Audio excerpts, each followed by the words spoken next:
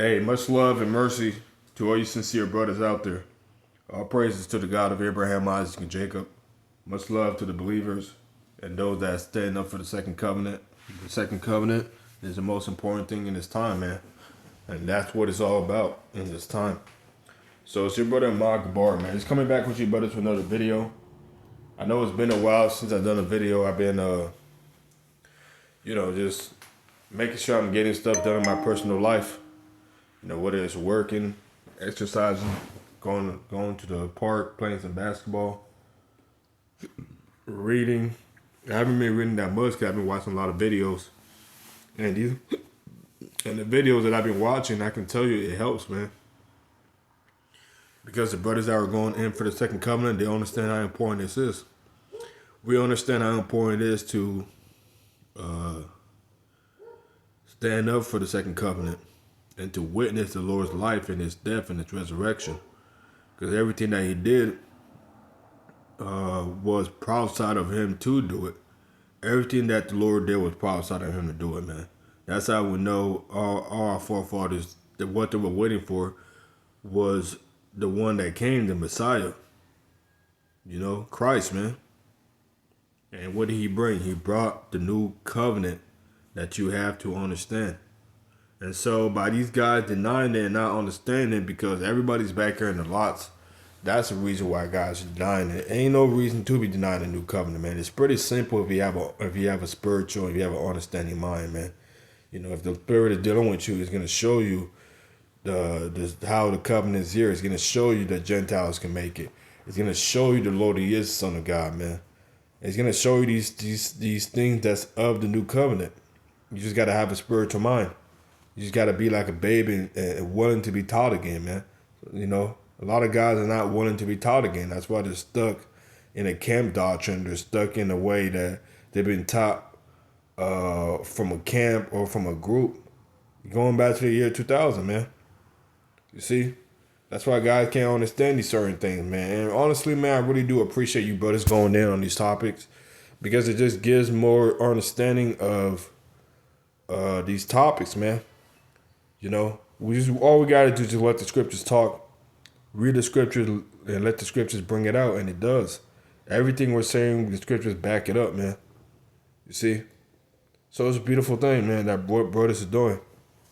And as long as the truth is continuing to go out, it's gonna keep on breaking down the lies, man.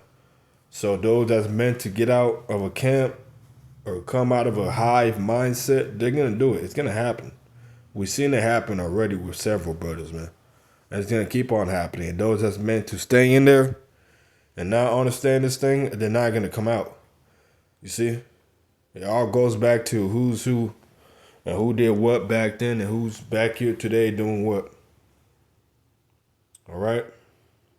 So I wanted to read Hebrews chapter 4 and just read down this chapter real quick because this is similar to when we're coming out of the land of Egypt. Israel, that time it was only about Israel, and some of my people couldn't make it into the promised land because they did not believe.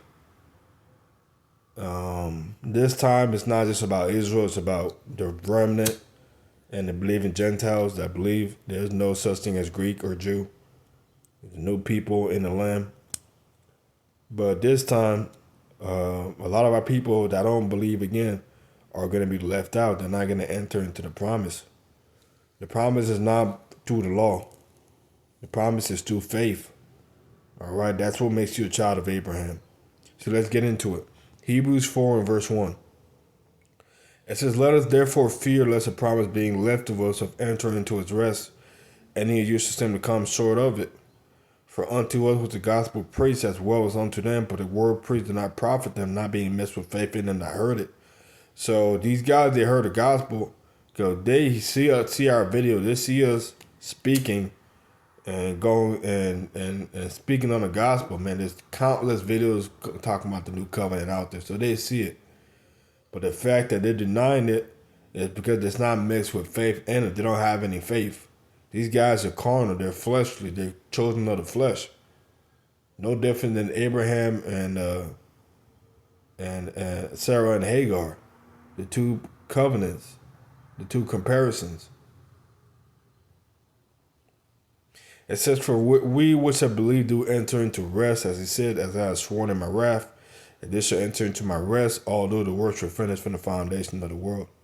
When the Lord went up on the cross and he said it was finished, he did the work, man. So there's no work to be done. There's no work that a man can do that can save you. There's nothing you can do that can save you. It's all through faith at this time, man.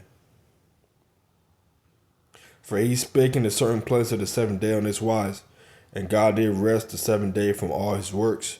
And in this seventh place again, if this shall enter into my rest, seeing therefore it remaineth that some must enter therein, and they to whom it was first preached enter not in because of unbelief.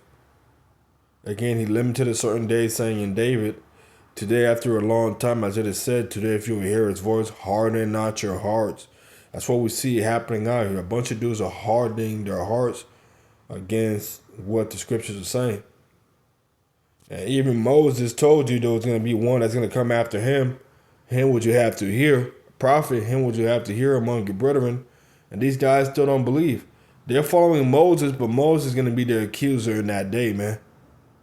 Because even Moses knew there was going to be somebody coming after him who was going to do something greater than he did. Who was greater than him, greater than the house. You see? It says, "For if Jesus had given them rest, then would he not afterward have spoken of another day? There remaineth therefore a rest to the people of the Most High. For he that is entered into his rest, he has also ceased from his own works, as God did from his. Let us labor therefore to enter into thy rest, lest any man fall after the same example of unbelief. For the word of God is quick and powerful and sharper than any two-edged sword, piercing even to the dividing asunder of soul and spirit, and of the joints and marrow, and is a discerner of the thoughts and intents of the heart.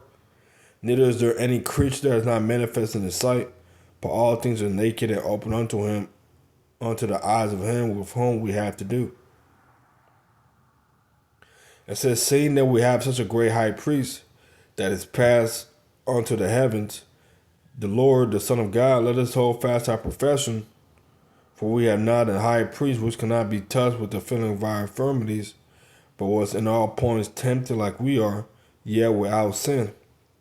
Let us therefore come boldly unto the throne of grace, that we may obtain mercy and find grace to help in a time of need." So I just wanted to read that real quick, man. This is Hebrews chapter 4. And it's pretty much going into don't harden your heart, man, towards a new covenant, man. If you're hearing this, if you understand this, if you come across these videos, man, know that we are in a new covenant. The Lord is the Son of God. The Gentiles can make it. These things are important and they're true. And you have to believe in them simply by your faith. That's what allows you to enter in. Simply by your faith, man. So with that, I'm going to end it off on that. All praises to the God of Abraham, Isaac, and Jacob. Much love to the remnant and the believers. You better stay strong and keep the faith. I'm out of here. All right, we're almost done. We're almost done with this place, man. It doesn't have that much longer. So you better keep your head high. Keep on pushing forward, man. And with that, peace and grace and shalom. I'll catch you on the next one. I'm out.